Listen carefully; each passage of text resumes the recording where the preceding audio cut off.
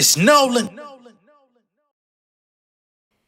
What's going on, beautiful people? It's the kid J Nolan here. Welcome back to another episode of Inside the Industry, your number one source for music, entertainment, commentary, and breakdowns. So to start this thing off, we're going to be getting into animated rappers, aka one-trick ponies, all right? So there's this show on TV now called Deb's House, which is run by Deb Antony, aka Waka Flocka's mother. And she's on the verge looking for the next top female rapper, all right?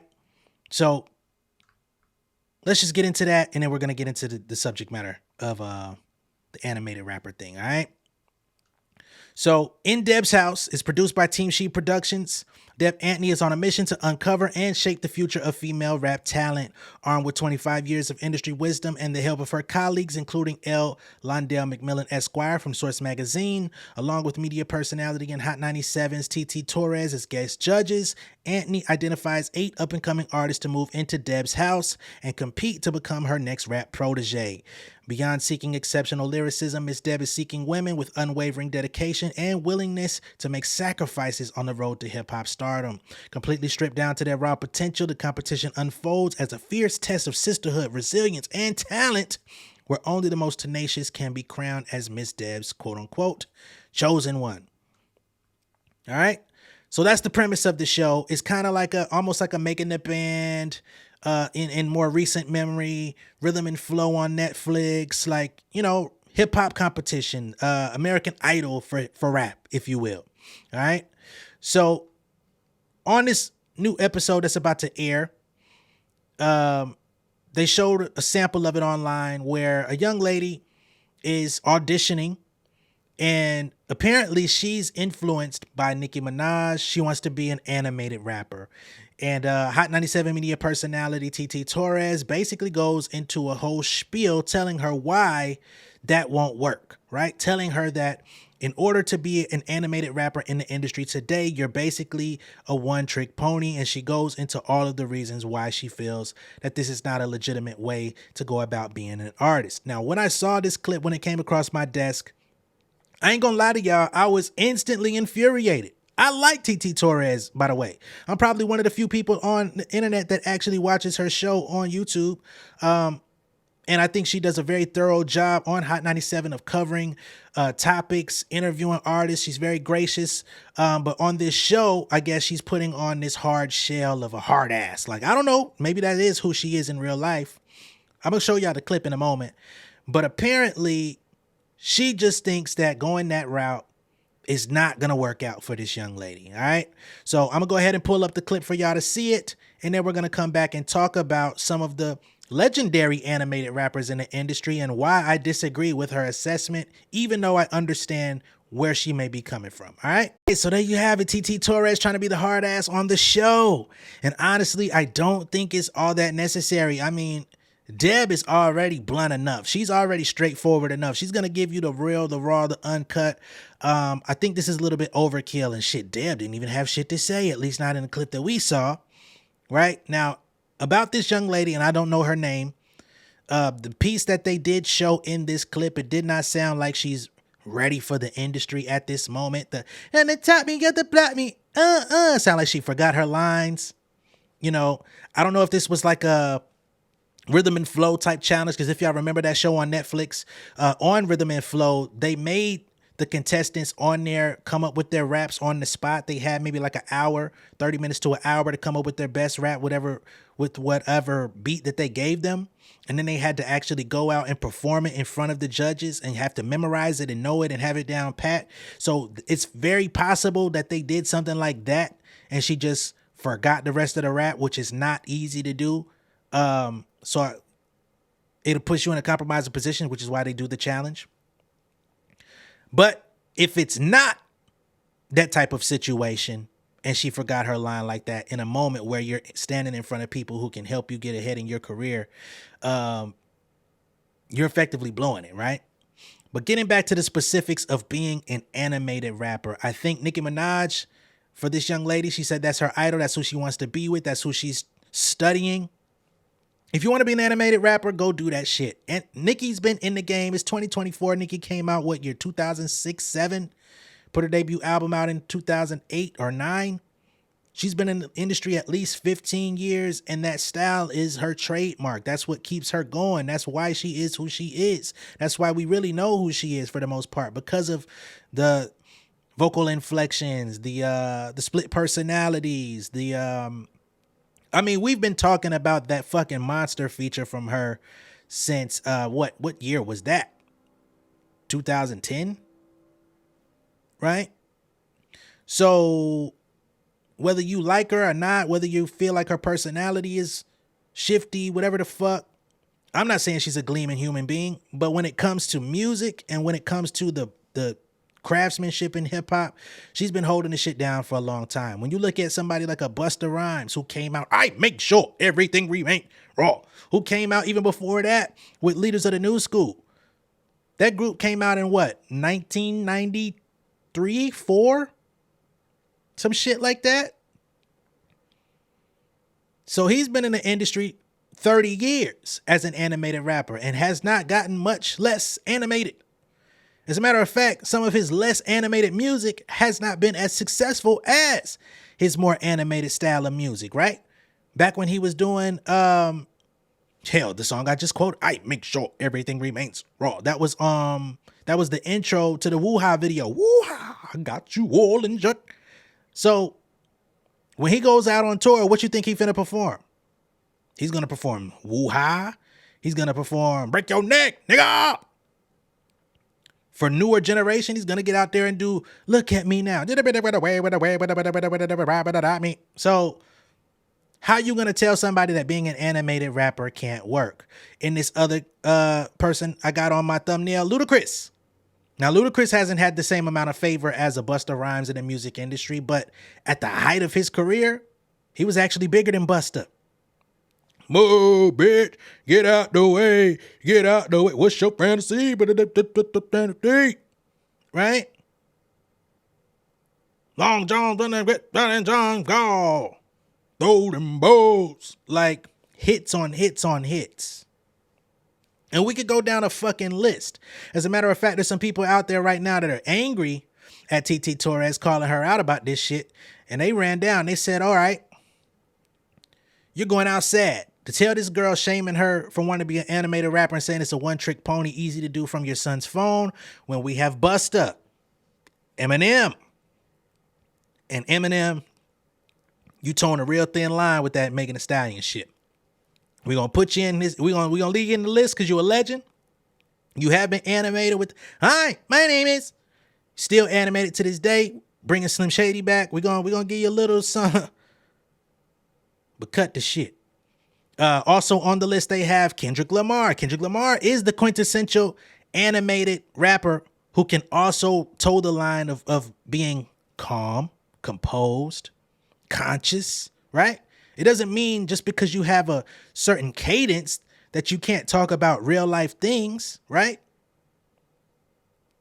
This nigga was animated as fuck on Beyonce's song called Freedom, which was about, you know what I'm saying, some Black Power shit. And yeah. Like, very animated. Even if he's rapping in a composed tone, his ad-libs are animated, right? Missy Elliott. Lil Wayne, very animated. Huh? Oh, gonna be old, but I couldn't blame Tammy. Come on, man. I think that's terrible advice. If that's somebody's niche, if that's what makes them who they are, if that's what makes them an individual, being an animated rapper can actually put you at the forefront of the game. It's just about how you sustain, how you grow, how you transform, how you show different layers of yourself. It doesn't mean you have to be that 24 hours a day every time somebody sees you. TT Torres brought up Doja Cat. I think she's quite animated. Bitch, I said what I said. That's animated. But she has control over what she's doing. She's not flailing. She's not, you know what I'm saying? There's some people that have come out and tried to do that and it just didn't work for them. They was corny. They wasn't cool. My goddamn self. If somebody were to play my music right now, I would probably be called an animated rapper despite all of the shit range of topics that I talk about, right? You play a song like 20K, which is some people's favorite of mine. Elevate Chico. You know what I'm saying? Rap said, nigga, what Rico? Hey, green dot reload. Like somebody would say that's animated. But people like that. It's interesting. It catches your attention. So I don't know. Would you rather her mumble rap? You talking about one trick ponies? Mumble rappers, they only can do that. Just mumble the motherfucker up, right? Would you want her to, you know what I'm saying? Where's the constructive criticism there? Oh, I fucking hate that. My son could do that. Okay, so if you take that and you take that void, where's the actual advice? Right? As a hip hop media personality on the quintessential hip hop station Hot 97 that's broken down barriers and doors for us to have hip hop radio all over the country to this day. Where is the actual fruit in the conversation? Now, of course, this is only a clip from the show, but this is what y'all put out for us to see, right? And you clearly want people to see that you're being the stickler. You're being the Simon Cowell of the show, but where is the actual fruit that you're giving to these artists? You're not on a big enough network. Y'all are on All Black / We TV to be out here on a warpath to embarrass people. If that's your objective, let's not support the show at all. And I think that's the antithesis of what Deb's whole point is in finding talent. Yes, she's gonna be hard. Yes, she's gonna be real. But you're not supposed to kill people's dreams in the process, especially if they have something. This girl, I don't know. But if it's like, if you want to be an animated rapper, here's how you go about it, or here's how you can consider. Where's that? I don't like that shit, man. That's just me. That's just my perspective of the situation. And it's sad that somebody such as myself, who does not have the success of these other artists in my picture here, or that I've mentioned in this video, and I can break down all of these different things. Me just being an artist, a songwriter, somebody who makes music for TV and film, as somebody who writes songs for other artists out here, as somebody who's, put out successful songs of my own. The talent in which I have has allowed me to perform on stages with Tiny Desk out here in Atlanta, stuff like that. You mean to tell me I can sit up here and give better constructive criticism and talk more at length about what's going on at the subject at hand than a media personality being paid hundreds of thousands of dollars at Hot 97? That is a problem to me. And again, I've actually watched TT Torres' show, and I like how she handles herself on air. But in this particular setting, I ain't fuck with that shit, man. Now, I will say, if you're going to counteract and give somebody the downside of being an animated rapper, I think you can still pull up these same artists, right? You could pull up a Busta Rhymes. You could pull up a Ludacris and say, all right, when they stopped being as animated in their career, it seemed like they went on somewhat of a decline. You can look at somebody like Ludacris when he transitioned and put out the album Release Therapy, right? He wanted to be more serious. He cut his hair off. He wanted to mature into something else. Instead of having those big upbeat singles, he went with Runaway Love featuring Mary J. Blige, a storytelling record. It wasn't all that successful compared to the other stuff he did. You go to Busta Rhymes, right? He went over there and signed with Dre in Aftermath for a short period of time, and he put that Big Bang Theory album out. I really like the Big Bang Theory album. Unfortunately, it just didn't have that oomph to it, right? He started slowing down his flow. He wanted to become more of a technical rapper. He wanted to talk, again, more about more conscious issues, things that were going on in his head. He wanted to mature as a man, wanted to be seen in a different light. At that time, that's not what people wanted from Busta Rhymes. You know, at that time, he cut his hair. He came out visibly different. He was more buff, somewhat, you know what I'm saying, getting into the overweight. Not necessarily overweight at that time, but he was gaining weight. So, yes, I think when she says one trick pony, it's not necessarily a one trick pony. It's what people come to expect of you. And maybe when you try something different, they're not so eager to accept it. But even when we look at these people today, they're still here, still relevant, right? They're still making the lifeblood of their money on tours where they get to perform all of their classics plus their new music, right?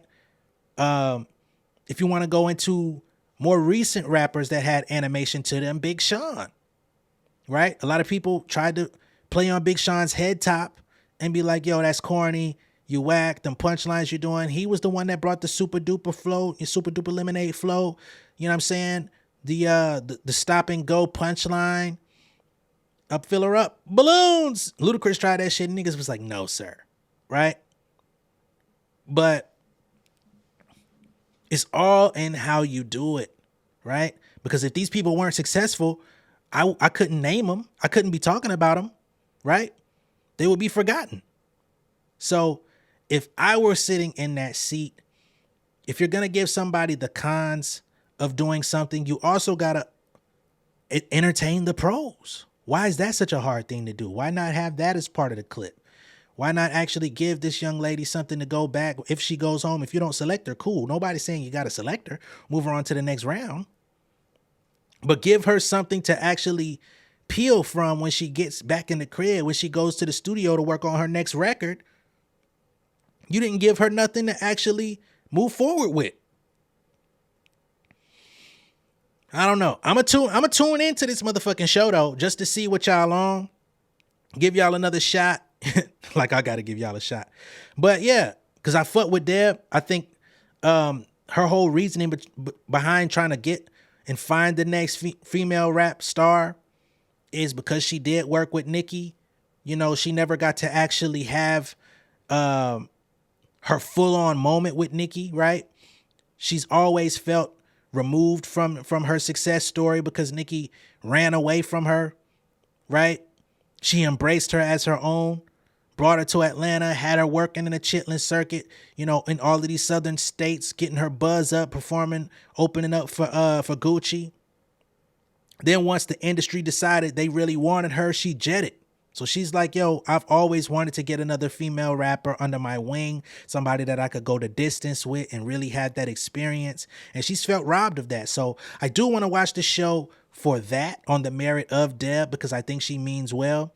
She's got her own radio station, B100, that plays strictly independent music on it.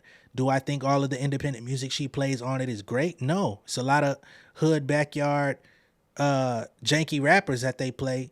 But that's not all it is. And she's got her heart in the right place where she doesn't have to give a fuck about what indie rappers have going on. So based on that, I'm going to give the show another shot.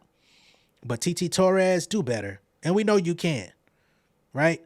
We know you know how to suck up or I won't say suck up, but you know how to talk to people. You know what I'm saying? When they come up there to your show, you don't put that hard persona on. You ain't got to be like that, right? You could give them tough love, but that was excessive. Y'all let me know what y'all think down below in the comments. I'm about to sign out. Be sure to like and share this video. If this is your first time seeing me on YouTube, go ahead and subscribe to the channel, become an insider, and I will catch y'all on the next one, all right? Much love and respect, y'all. Y'all be safe out there. Peace! King of my city and cul-de-sac. Coming out swinging like soldier rags. Leading my people like quarterback. Boy, I study this shit, I'm an almanac. Had to get up and grind. Knowledge is booming, I'm here to apply. Came with the chip and the dip, it just single the mind. We finna do more than survive. I need my check. Spinning the block for the Gouda. We hitting the jeweler to flood out the net. We don't do beef on computers, I'm straight out the sewer. We come when you rest. Niggas be looking perplexed, so keeping my foot on their neck. No map, I trust my gut for the quest. But drama, I'm fully abreast. I was ready for years and they doubted me. All of a sudden they tell me they proud of me. I've been dropping these haters like calories. Cross them out, I came back with some boundaries. Stand for my honor, but too raw, no corner. Packing the stick with a drummer. Wanna catch my bad, won't fumble. I done came too far to be humble.